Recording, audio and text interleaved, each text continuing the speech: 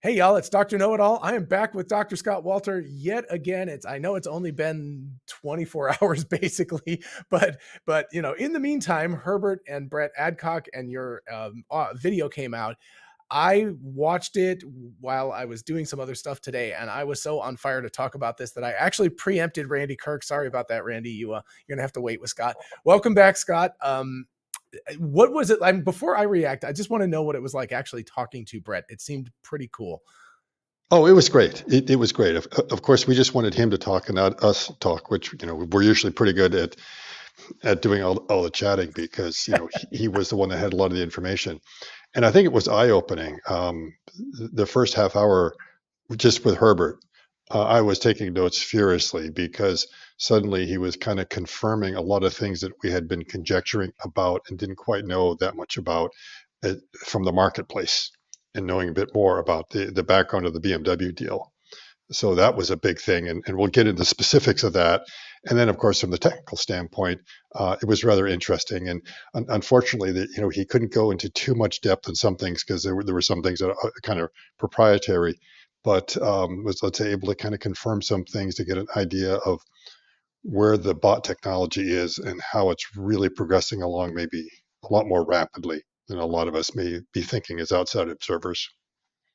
Yeah, I agree. It was pretty eye opening. And by the way, if people have not seen that video, I will of course leave a link to it in the description. And I think it was really cool, the balance between you and Herbert, because you were just like geeking out on very specific questions. And then Herbert was like, let's dial this back to like a more general audience. I, of course, was like, no, no, no, let's keep doing the geeky questions, but I can totally understand that too. And I'm Yeah, I'm hoping there's like a follow up with the Brett because we had a pretty good rapport there, yeah, and I'm really hoping to get a chance to get a much closer look at it and go into some real deep dive detail on some of the mechanics, yeah, some of the decisions they've made, why things are, because there's some interesting design choices, yeah. and it'd be Yeah. interesting to know what they're thinking of going forward. And I've got tons of ideas as well. I'd love to share. If you're like me, there aren't enough hours in the day to read everything you want to. Well, I've got an awesome solution for you, Blinkist. Blinkist lets you understand the most important things from over 6,500 nonfiction books and podcasts in just 15 to 20 minutes. I use Blinkist to get the key takeaways to any one of these books in less time than it takes for me to walk my dogs. My goal for 2024 is to read and retain more science and business news, and Blinkist is the perfect solution for this. What's amazing is how well organized and sticky these blinks are. You can read or listen to a blink, and either way, you get the most important points put in a way that's super easy to remember. That makes them an excellent complement to books where sometimes there's just too much going on in a book, making it difficult to remember all of the key points. With Blinkist, you remember the key points because blinks give them to you in a very clear, concise manner. Right now, I'm reading AI Superpowers by Kai-Fu Lee and Become Unstressable by Mo Gadot. Mo's book is really helpful to me as I spend a lot of time dealing with stress. So learning how to reduce my stress is a great help, and it takes just a few minutes to read Godot's blinks. And for those who love to share, Blinkist also has spaces. This feature allows you to create a space with friends or family where you can add, share, and recommend titles from the Blinkist library all in one place. A space can be for a group of people or a topic like productivity or mindfulness, and all members of the shared space can access all titles in the space with or without a Blinkist premium subscription. Get a 7-day free trial and 25% off Blinkist annual premium by using my promo link in the description. Be sure to click my link to start your 7-day trial and get 25% off your premium membership. Thanks to Blinkist for sponsoring today's video, and now let's get back to it. Right. And I just actually watched the Aloha mobile Aloha video again yesterday as sort of a thing. And I was like, man, even for something that's, $30,000 and very inexpensive, relatively speaking, and crude hardware, it's able to do a lot. So you can see that it's all about the brain. And I think your comment about that, you were nodding, saying that the mechanics were going to be finalized long before the brain was finalized. You're like, oh, maybe not. That seems like things have taken a very significant shift recently. And so my first observation was that right at the end, Brett was talking about the sort of multidisciplinary approach. And Herbert asked him about, is embodied AI versus disembodied AI, or inside the computer AI, going to get to AGI first? And you know, my opinion is very much embodied AI. And I'm like, you got to have a body to have a consciousness. And I think there may be a difference, because I need to again point this out, because everybody always uh, mixes up the two of these things. That I'm talking about artificially intelligent agents here, not AGI. AGI is just a very multidisciplinary hammer. So that's something where you still have to tell it what to do and all of that. And these bots at this point, that's what they are. I mean, you tell it to go make coffee, it doesn't decide it wants coffee. So the difference is going to be that I think it's going to have to be embodied, and maybe the virtual world will be good enough for this, but it needs to be embodied to be an agent. So I'm very strongly of that opinion. But anyway, but my thought specific to the interview was, I was like, oh, look how cool it is that he's talking about multidisciplinary. And I was like, well, the multidisciplinary could actually not just be text and video and images like they're talking about now at OpenAI, but the multidisciplinary is actually embodied plus unembodied AI. So it's learning from all of these disciplines. So it wouldn't be like your car, you're just bolting Grok onto the FSD, but the two things are combining and creating. They're more than a sum of their parts. There's synergy, which is the word that the business world has completely destroyed. But yeah, Gestalt, basically. a Yeah. gestalt. Yeah, exactly. Where you get a lot more than you think you're going to get out of that. And I think that was the surprise that Brett was expressing. As he noted, the Keurig example is not like, it's not like a masterpiece of chef cooking or something. It's like opening up a thing, putting a cup in. It wasn't about specifically what it was doing, but it was interesting for him to say that, like, this is way harder than factory work, right? Just making a cup of coffee. He said that. He was like, this is harder Right. than the stuff we've picked. I'm not saying that there's not some factory work that's harder, but Yeah, he's talking about it being like the factory work being maybe more structured yeah, in many yeah, ways. I think the other thing is that he was kind of getting to it. It wasn't so much about the Keurig example itself, but how it was taught. That's the real exactly, breakthrough. exactly. Not that Yeah, it could do that, and that right, they had sort of discovered some way that maybe surprised even them on how easy it was, which right. means it'll be easier. And when I tried pressing him on that, you notice he didn't want to answer, Right. and because we've Specifically speculated, it's about the like, cameras. It was about, like, right, are you wearing goggles that are showing it, or are they fixed cameras around the room, or is it just a or video on is somebody's or was it iPhone the that's bot looking? itself? And Oh, this is the yeah. thing, because How to operate it. those are my three things. Those are the different perspectives. Is that Right. the bot has cameras, and is the bot Yes. observing, and then from that being able to figure it out. That's one way. The other, of course, is the human can put it on there. Right. But at some point, the bot, you have to do like a transformation of Right. whatever the viewpoint is of that into whatever the perspective of the bot is. Right. And somehow mounting a camera on a human would be a lot easier to get that kind of perspective versus Right. having the cameras to the side. But if you get a camera to the side or you have a bot to the side, it's basically the same problem, isn't it? It's just a slightly different transformation that Right. has to be done there. And that's what I'm almost wondering, is if it literally is that they figured out how to make that transformation from one point of view to the other, and that the camera system is literally the bot observing someone else. Right. Yeah. That would be pretty big. And even if it was just doing something simple, if it was like, we did this demonstration, it's being able to see it. And unfortunately, we don't know the answer there. And I think there's good reason they don't want to give the answers, because they've probably come up with some sort of teaching breakthrough that they Right. think gives them a competitive edge right now.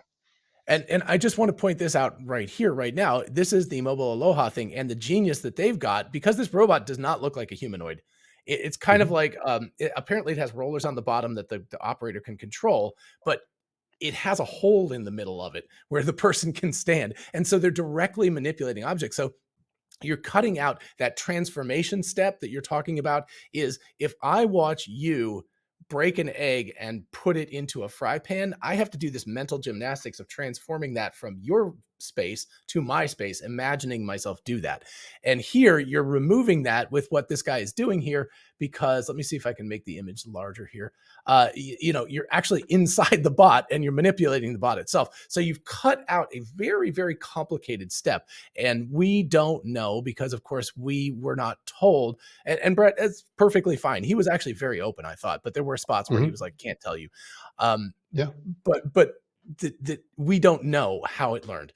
The most impressive case would have been if the bot was standing in the side of the room and the person said, watch me make this cup of coffee, and it was able to do that entire transform on its own. I kind of doubt that that's how sophisticated it is at this point, but maybe it is. But then you've got the level of maybe you show it sort of POV shots. Person puts on some cameras on their head, stereoscopic cameras, does it 50 times, and it learns. And then the most sort of invasive way is sort of the way the Tesla bot did the folding of the shirt, which is teleoperated. And therefore it doesn't have to do any transformation because it's literally the same body. So it's like, okay, I can learn how to do this. So it seems like 3 levels right there, 3 Right, layers. right. But in that case, I think the teleoperator, because in the Aloha example, the teleoperator is standing behind the robot about Yes, wherever the camera system is that's set up for it. So right, they're able to have a direct line of view of what's going on. It makes it a lot easier right, for them to figure it out. For a teleoperator that's off to the side, they have a hard time understanding what the bot is doing because their perspective is so far off. So they right. were probably wearing vision goggles, Oh, which for is seeing sure, for exactly sure. what Optimus is. So they're Yeah, going on down there. They're seeing it from that kind of point of view. And again, you are then training it from the perspective of the bot, which makes it a lot easier for it to learn that. But right. if you are doing it from the side, that's a lot harder because you've got No, the wrong that would be perspective. very, I mean, that's just like me trying to point, see, I did it wrong. Trying to point to like something over on this side, like this, Hmm. right there. I mean, that's really complicated because it's backwards and I'm just looking at myself. So that's easy. Hmm. So yeah, trying to, but even the folding of the shirt, like if you imagine yourself with VR glasses on, and you could see he was wearing black gloves, so probably haptic gloves or something like that. But even with that, the picking it up and doing it without actually manipulating, there's no gravitational, you don't feel the weight of the You shirt. don't feel, It would be yeah. complicated. There's Yeah, no sensory feedback there. yeah, And so if you were like even to try to grab a ball telerobotically, your right, hands would come completely down through the right, virtual ball, whereas the reality it's there. And you're not getting that force feedback. You're getting some haptic feedback, which means your fingers might be buzzing or doing something like right, that to tell you right. you're kind of in contact. But it's a very different sensory perception than Yeah. what the actual mechanism is doing. Right. Oh, speaking of that, people watch this video that I'm putting up right here. I just released a CES like a couple of minutes before we got online here. It's a CES highlights, and one of the companies I talked to was Sense Glove, and it was really interesting. They have haptic gloves, but they have literal cables behind it with kind of a pack, and as you reach, it stops you, so you can't. And it Okay. can do like soft objects, so it's much better than just bzz, bzz, bzz, like that. You're feeling it. It's like, it's like that's it. It's more like Ready Player One then. Yes, yes. And I thought it was pretty genius because it's kind of the opposite of what these humanoid robots are doing, which is putting cables on the insides to pull the fingers down. This was cables on the outside to hold it so you couldn't move it. And it was very effective.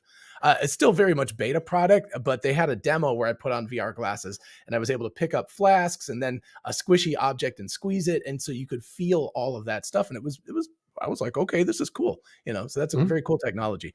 Um, so there are things that would be able to do that, but it is complicated. I think one of the other things that was really interesting, of course, was the in-houseness of manufacturing. And this actually was one of the, I was like, before we started recording, I was like, I have a couple of like, this is one of the big ones.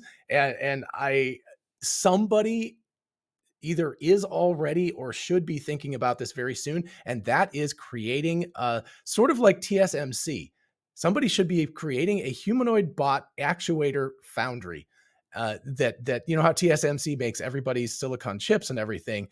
That would be such a good, because that's going to commoditize the price, right? It once like I figure, I can't say whether figure robotics actuators are the same as Tesla because clearly they're using more rotational. Geez, what am I looking for? Not linear, but Yeah, um, rotational. Yep. yeah, Mhm. rotation. Anyway, rotational actuators, not linear. So they're not using the same ones. But, you could imagine after a couple of years that there will be a standardization and a commoditization of these actuators, which don't, as Brett said, just like Elon has said before, and Milan and those guys, that you're looking at these things just don't exist on the market right now. But once they realize there's a market, and Brett said this, he said, 1 billion robots is not out of the question. Um, that's a pretty big market for somebody to build actuators. So, It's somebody should also a be lot of thinking about batteries. it. Yes, So, and batteries, batteries. and the Yeah, robot manufacturers are not going to be buying their own batteries. As a matter of fact, the traditional industrial robot manufacturers, they buy their actuators from outside. right, They're right. not necessarily building them themselves. Yes. So, Yeah, they're looking at the best suppliers of gearboxes and everything else. So in the end, they just become sort of integrators of all the parts, and they right, do their own castings and a few things like that. right.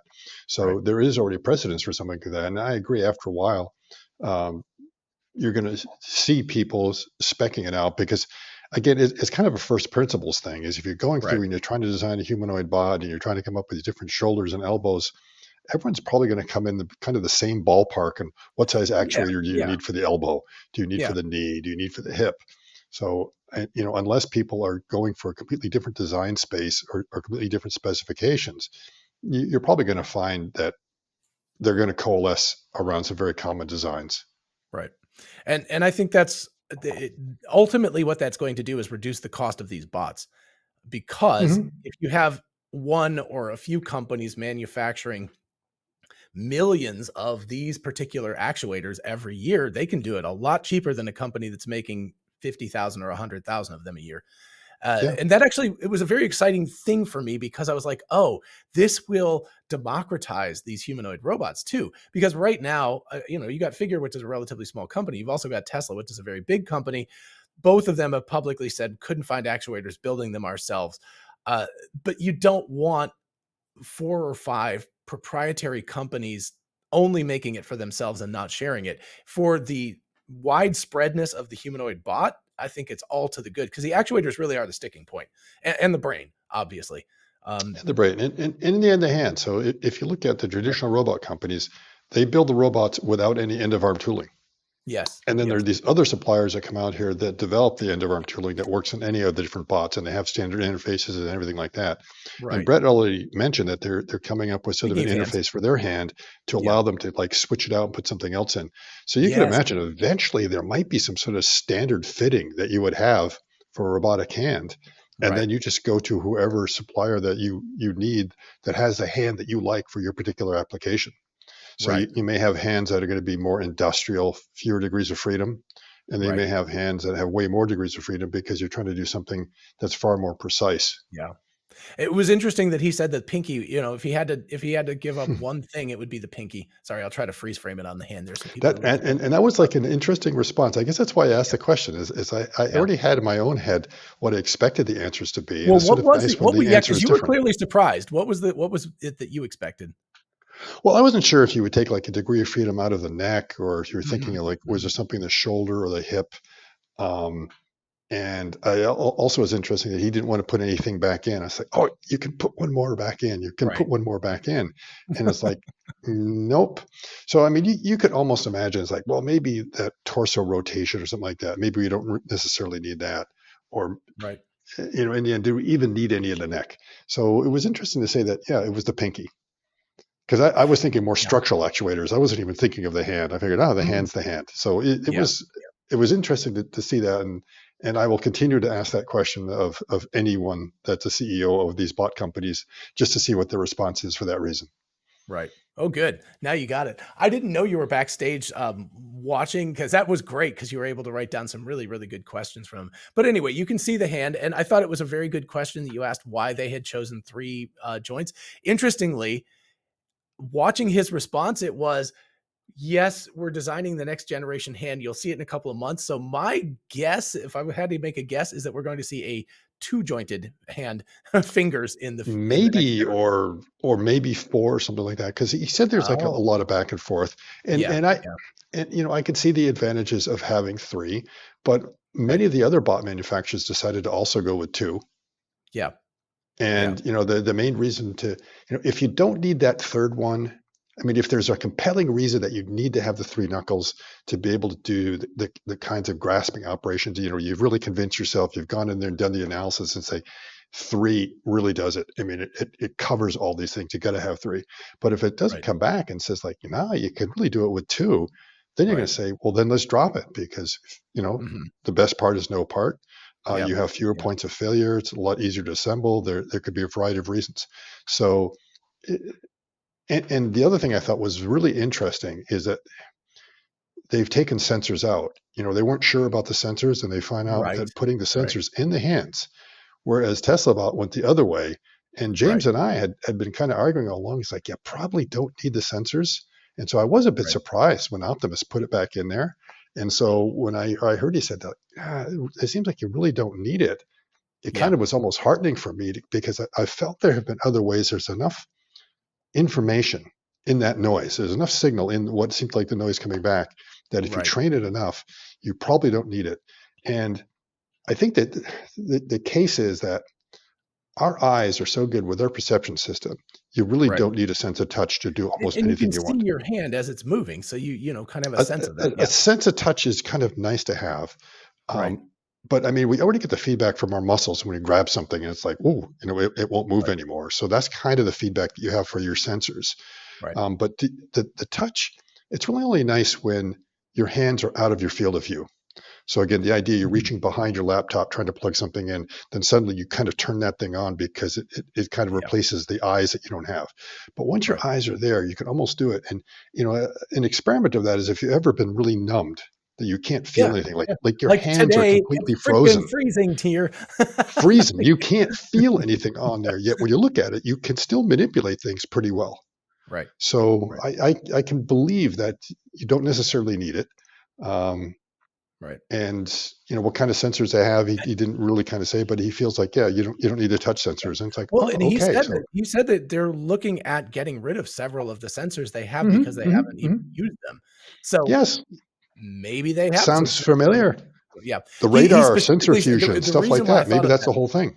Yeah. He said, we did the coffee demonstration without sensors on the fingers, but what that indicates to me is maybe they had them, but they had them turned off and it worked fine. Yes, And yes, maybe yes. it's that they decided they didn't need. So, um, Mhm. I agree and because I really think the eyes, it's a good perception system with a really good neural net, right. and you almost don't need it. Right. Which is the reason why the question is why did Tesla add it? Because they are just like always like no, no, no extra parts. And so, they I cut you things know and what? people are like, you're I crazy for think I cutting this think stuff. I might know why.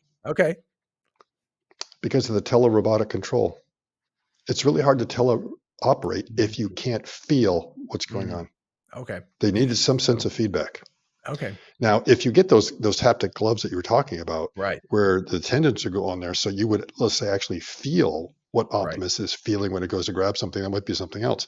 But it Right. may have been it was too difficult telerobotically to be able to tell whether you actually were touching something correctly. They needed something like that, perhaps. Right. Right. I don't know. But then again, I could be wrong. Is you should be able to get the kind of the haptic feedback, or let's say the buzzing feel, Right. just from the fact that suddenly the current is spiking a little bit as the torque goes up as you clasp something. So Right. So that's here one you can guess. see, this is Sense Glove, so I figured why not bring it up while we're doing it? But you can Hmm. see that there's a little pack and there's little tendon thingies on the back of the hand.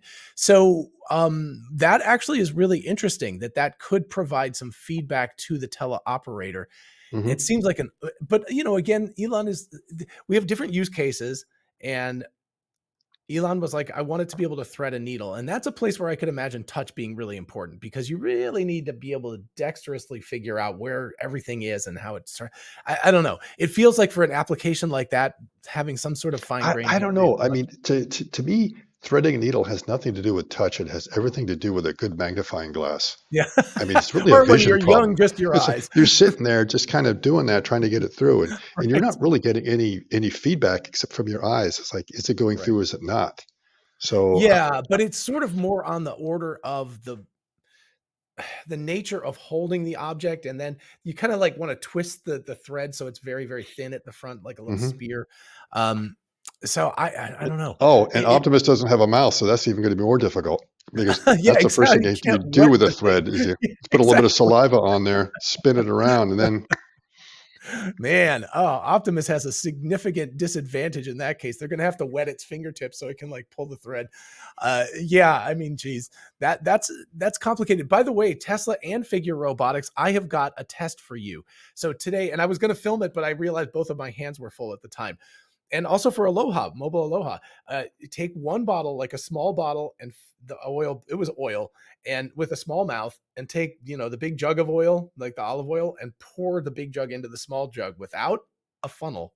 Try it with a funnel first, but then without a funnel and don't spill it. That I think would be a pretty good test for dual hand robotics. Like that's complicated. And you've got and different things vision. like the rate changes over time because you're filling it up with oil. So there's interesting things that happen with that. So anyway, that's my Yeah, suggestion for a test. And so anybody who wants to take that on, if somebody wants to send a video of it working, I'll be like, Nice. Mhm. So, or maybe they can show it to us in person, right, Scott? We're willing to Yes, go absolutely. anywhere, anytime. We will come. We'll Anywhere, come. anytime. Yes. Yeah.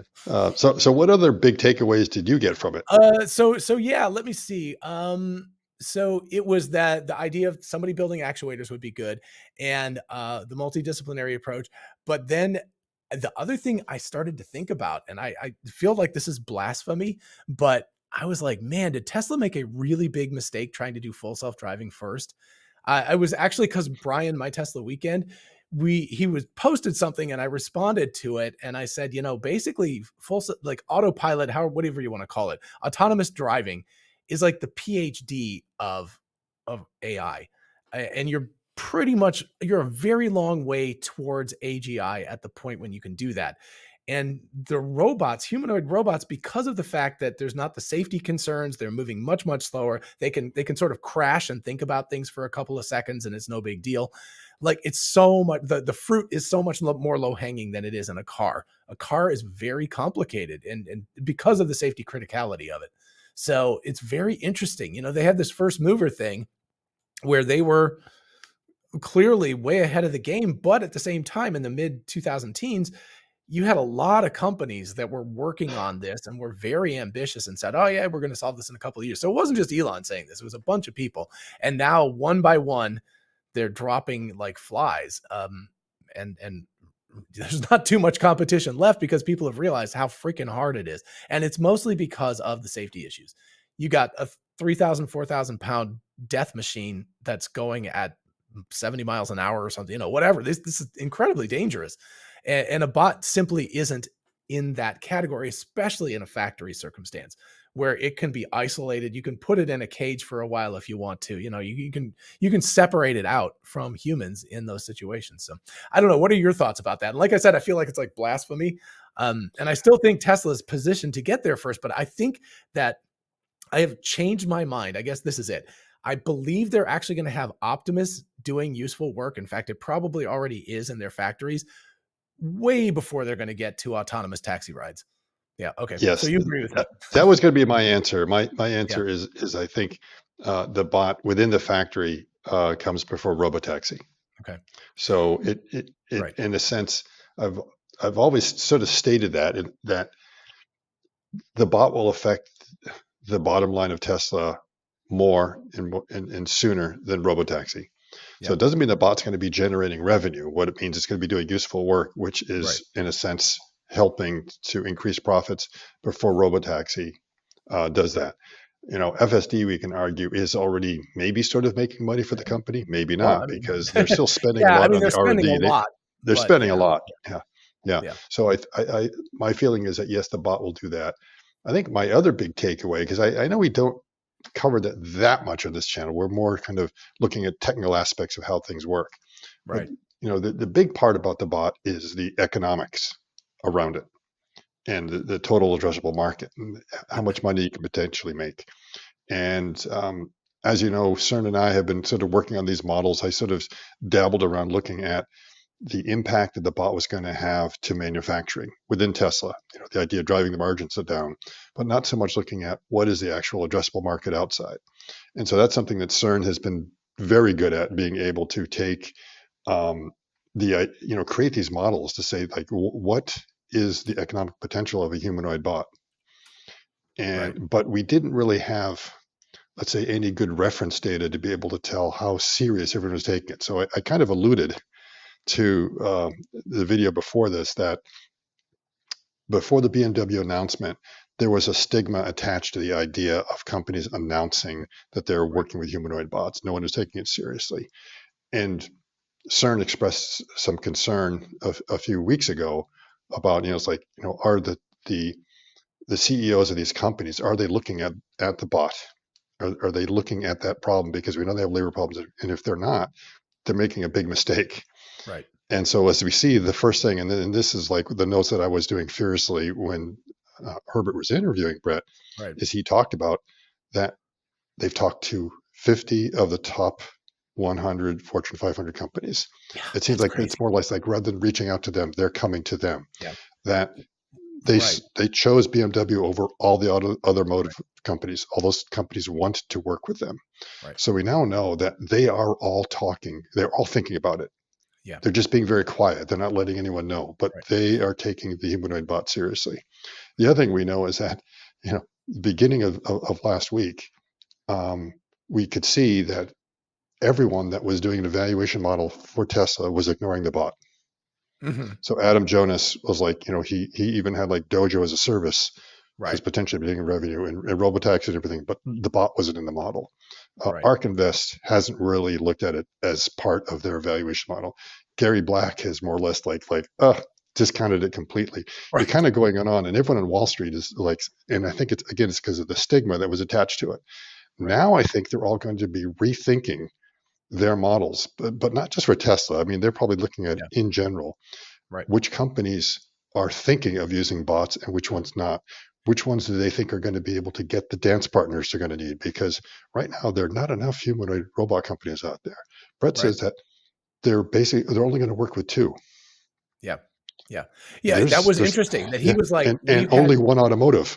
right. He was like, we've had many people approach us, but we're done. We're not taking on new clients at this point, so we can focus on the ones we have. So Right, yeah, right. that was pretty impressive. That And that was the part that I couldn't really talk to that I was about that I wanted to. It's like, wow, yeah. the market has just changed. It's more than just Well, the this is BMW good to announcement. know It's though, the because background to the announcement. yeah.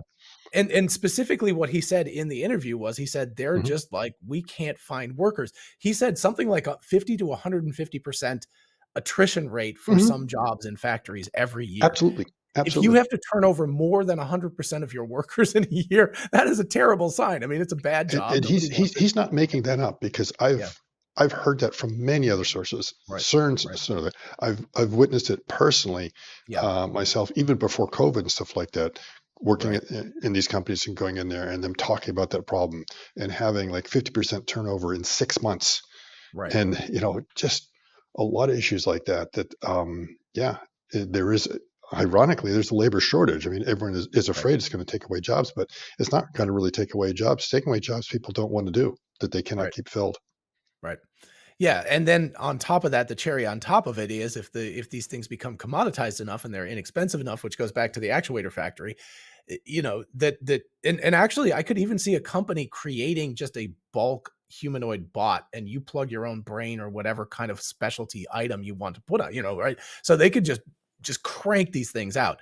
And maybe Tesla will do that someday. I don't know. Maybe Figure will do that someday. Um, Okay, a couple things I want to touch on. Number one is the mass manufacturing thing, and number two is BMW specifically. So number one, mass manufacturing. This is where Tesla currently has a massive leg up on any company, including Figure. And he talked about that. He's like, we're trying to figure out how to make this mass manufacturable, but once they have this thing, then they either have to go to a partner or build a factory and make this all happen themselves. Whereas Tesla, if they can figure this out, they can scale very quickly because they have a factory Right, already and they can right, plop it right, right down right. in there and put a line to build a humanoid bot is not going to take any space at all. Um, Yes. so yeah, so they Yeah. have a massive advantage in scalability. And again, that's no knock on Figure at all. I mean, they're a tiny company. They just started less than 2 years ago. Um, but it is an interesting thing. If people are suddenly like, oh no, Tesla's going to lose, it's like, no, they're not. And Figure's not going to lose either because they've got these massive partners. And as long he was saying that, he's like DEFCON, whatever, we've got to not fail at whatever this first job is that the bot is doing. And we've got to prove that it works, but they will have deep pockets helping them. And BMW, I mean, Yeah. holy crap, they can manufacture a bot factory too. So, they can do this Potentially, stuff. but Yeah. potentially. So you have to kind of look at that long term. And I think, Right. the first sign of maturity of a company is when they know when to say no. Yes. When you're a Yes. startup, you're saying yes to everyone. Yes, exactly. Believe But me, I'm in that but situation right now. right. But when you get to the point that you can start saying no to Right, customers, no to applications and stuff like that, that means you really are getting your focus. right. The other thing is like, yeah, there is a difference between design for manufacture and actually being able to manufacture. It Yep. seems to me they do have like a design for manufacture mentality, even if they haven't done it in practice, Mhm, the mhm, manufacturing aspect of it. mhm. They are thinking about that. They are thinking of what the Right. costs are, how hard it's going to be. Yeah. They are building it in house, so they get sort of an idea. Well, They and may not he quite he I understand. at least 3 times and maybe Mhm. more, he said Yeah, BOM or bill of materials. So, always in his brain, yeah, it's how much does it cost? It's yes. not really, really different from Boston Dynamics, which was always like, look at this cool thing we built, but it's like, well, how much did it cost and how long did it take? And it's like, don't worry about that, So, But they're thinking about that, and right now they again, it comes down to kind of the algorithm, the optimization coming at the end. In some ways, you've got to get the prototype. Yes, production is hard, but without a prototype, there's no need for production. So don't yeah, build your plant before you have the no, prototype. no, exactly, You can kind of, it's not something you would take for granted, but you can accept the fact that this can be done. The problem with manufacturing is that's when your capex goes way up. right, And right now, they only have like what 70 million in capital, which will barely get you through 1 year when you right, already have a workforce of about 70 individuals. yeah, So exactly, there's going to have to be a new capital raise. And the question is whether they're able to bring in other partners and stuff like that that would help them, that would have the right, expertise to be able to build a factory. But the scale of the factory you need to build is not going to be like an automotive factory where you right, need billions and billions of dollars to be able to set that up. So, but still, they're going to need more. They need almost like yeah, probably a factor of 10 what they have when they get ready to right, scale. But if they're already getting revenue and they're already seeing promise, they won't have any problem getting that. I mean, snap right, their fingers once they do it, and then it yeah, comes the biggest thing about it. 70 million for a startup in Silicon Valley. That's peanuts. I That's know it is, nothing. yeah. So, Well, but um, also look what this is a hardware startup and they've created an amazing amount on that amount of money. That's they're impressive. capital efficient. They are definitely Yeah, capital efficient yeah. that they've done that. Right. Yeah, And absolutely. I will go out on a limb here and say that probably part of the reason they picked BMW, not just because of the culture and everything like that, but probably BMW was like, look, you prove this out to us and we will help you build this thing. Mhm. Or at least provide capital to do it or something like that, Yes. Oh, 'Cause absolutely, yeah, absolutely. They so they they they would probably look at it and say, "Yeah, you know, right, we'll look at it. We can tell you exactly what's going on." Because again, there's some sort of synergies in there, is that right, and I'm not sure whether BMW is making their own actuators and drives now for their electric vehicles, right, or some of the stuff I know they're getting from Bosch, the smaller actuators and things like that, and stuff from right. Siemens. But maybe that eventually they're saying, "Hey, wait a minute, we're an automotive manufacturer. We're supposed to Yeah. build our own motors." We're BMW. Remember the M in BMW is Bavarian motor. Motorwerk, yeah. Yeah, Metavec. Okay, yeah, so this whole idea that they don't actually make the motors, it's like no, right, they're going to get into that, and that's right, again, it's going to be an aspect of it. yeah, So I would think that yeah, that's a possible right. partnership. Plus, you And do they get the might be insight on what looking manufacturing is like. right. I don't does BMW so they don't manufacture their own motors right now, their own electric motors? I don't Is that know. See, that's the oh, thing I okay. don't know. Well, I was I thinking think that like certainly that's another piece of IP that figure has that they would love is the fact that the actuators and motors are not that different. I mean, there's a lot of similarities mhm. between those two things. And so, I could see BMW going like, "Oh, yeah, we're really interested in the chemicals that the chemistry you're using to make these things and the way that Mhm. you're building Yeah, the actuators." yeah, So, I could see yeah. that. Now, Yeah. remember at first, there was a relationship between Mercedes and Tesla, where Tesla was supplying actuators Yeah. to Mercedes at one point for some of their Yes. early Yes. EV test vehicles, Yes. and of course, uh, a lot of automotive suppliers are supplying a lot of stuff. Like I'm sure, like the windshield wipers, the motors, and stuff like that's coming from some supplier, and Right. for your door openers and window mechanisms, stuff like that, you're going to Right. have lots of these suppliers that produce those actuators, and so you're not worrying about it. But when you're Right. really thinking about it, it's like the drivetrain. I mean, that's the whole idea of being an automotive Yeah. company is it's all about the drive. You're not going to outsource much of that. You're going to try to Right. bring that in. So I'm sure they're learning to do that and are going to be developing that. Yeah. And I'll go back and just so speaking of BMW and why would they have picked them versus GM or Toyota or whoever? A couple of things. Number one, BMW and Mercedes are two companies that are at the forefront in terms of selling percentage of their vehicles that are EVs are pretty high now. Not that Hmm. that necessarily has to do with humanoid robots, but there's a lot of overlap again. Batteries, actuators, motors, all of that kind of stuff. Uh, the brains inside the vehicles. But also, again, I'll go back to and by the way, Brett keeps saying Spartansburg. It's Spartanburg, Brett. Just a little small correction. But anyway, I live less than 2 hours away from there, and if BMW or Figure would let me come, I will be happy to go visit and take a look. But as I said in our previous talk, that the BMW iCar that plant in Greenville Spartanburg is in association with Clemson University. there's a whole separate unit that's a research unit that's attached to the factory where they manufacture the cars. So this is the ideal place. I can't, if it weren't for Tesla, I would be like, yeah, I know it's a German company and they have a reputation for being very staid and, put on the business suit and have 15 committee meetings before you do anything. But this is specifically a research arm, and it is associated with the university, and it is populated with a lot of American researchers and everything. So it feels like a pretty good match. I think, if you're going to pick a company out, and culturally, I know BMW might not be the one that people would think of at first, but I think this particular factory and everything, it seems like a very good match for Figure. Yeah, I think so. And again, when it comes to manufacturing, German companies have incredible expertise, Yep. because of the precision of what they do. Yep. They build a lot of the automation themselves. They know how to work with the different suppliers. So, to me, that seems like a good match.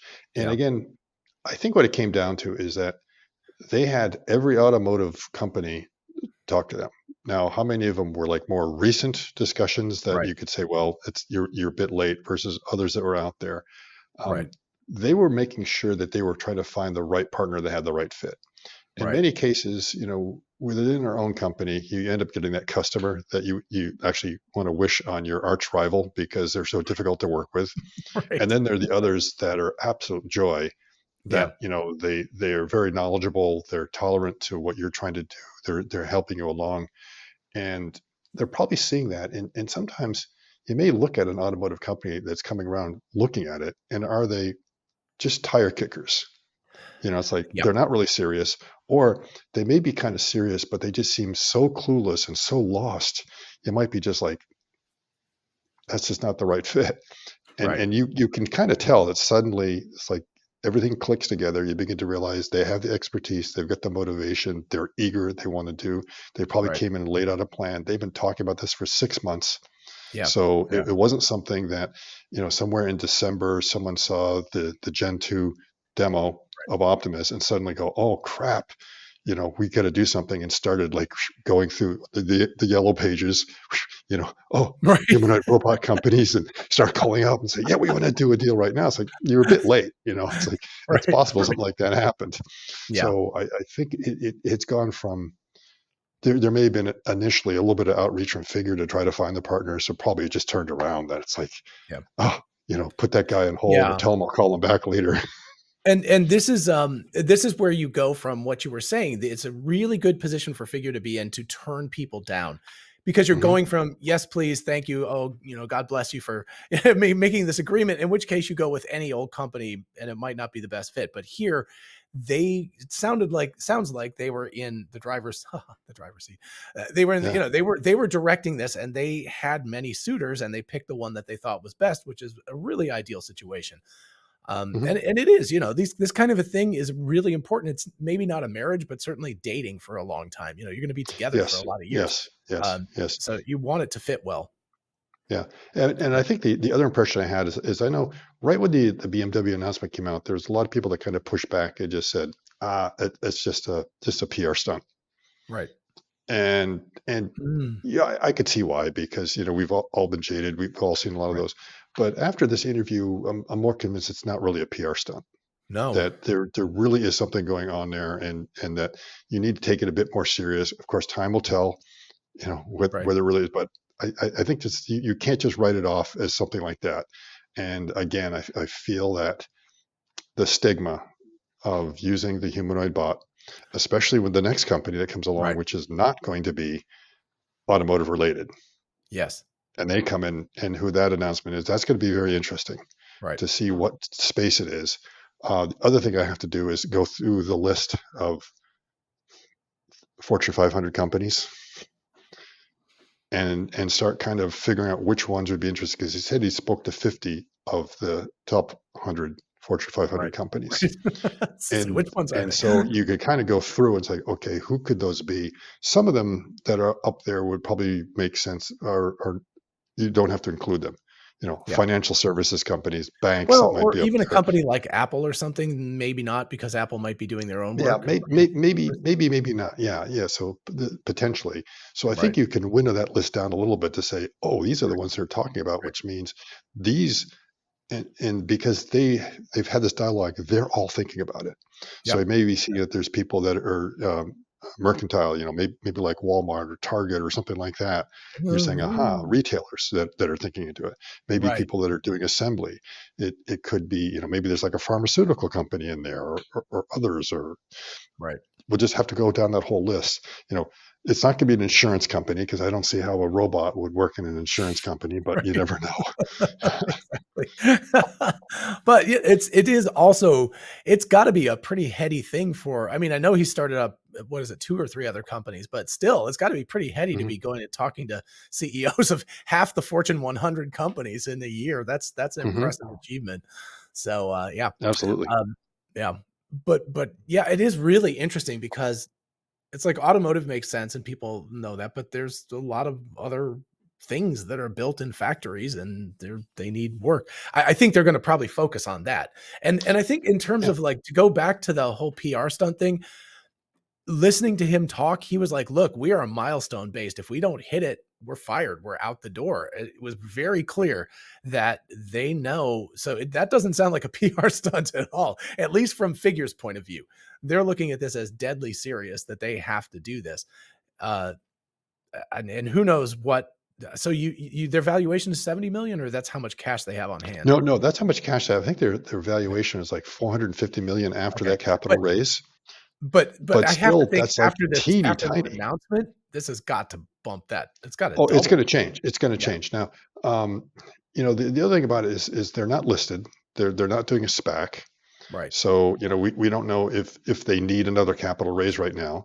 Right. Um, but if it was one of those things to try to pump up your stock, there's no stock to pump up. Right. Right. Yeah, exactly. Yes, it may be that you want to get a lot of venture capitalists and others interested, but they're going to do extreme due diligence on you. They're going to Yeah. look at this, Yeah. and again, BMW, they they don't want to tarnish their name.